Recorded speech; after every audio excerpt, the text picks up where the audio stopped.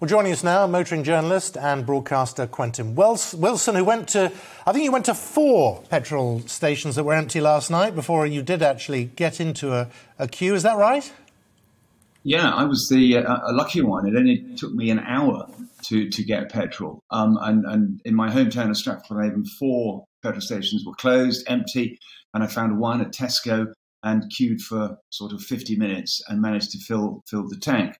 So it's a situation which really shouldn't be happening in a first world, clever, economically advanced country. How did it come to this is the question we really should be asking, because there were lots and lots of strident warnings from people like the Road Haulage Association and me that we were treating HGV drivers so badly that why would they want to do the job at all? And this is what happens when you marginalise a critical worker group like this. They just don't want to do it anymore, and they'll go for better jobs. And I spoke to one last week who worked for a large supermarket group driving a 42-ton HGV, and he's being paid 20 quid an hour.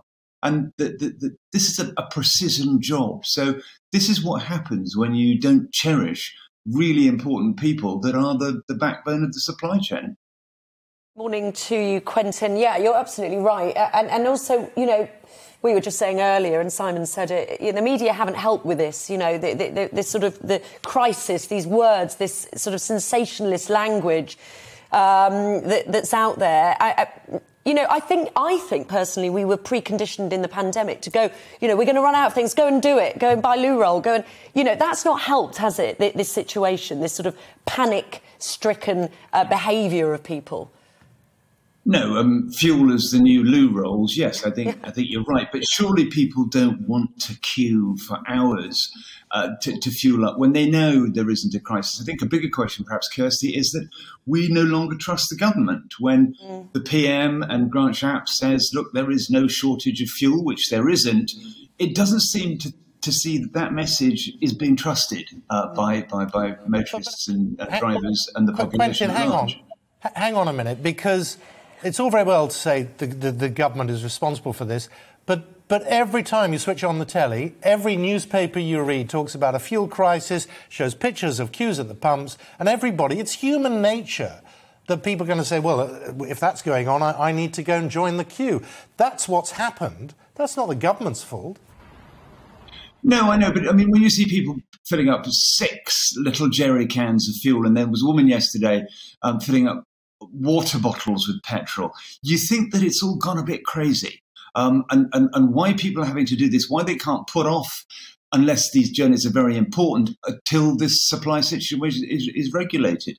There is no shortage of unleaded, there is no shortage of diesel, that should be underscored. So I think this is an extreme reaction, and there's something really quite wrong when we react like this to broadcasts where we just don't think we'll be able to get petrol and we'll be marooned at home. We'll be marooned at home throughout the pandemic.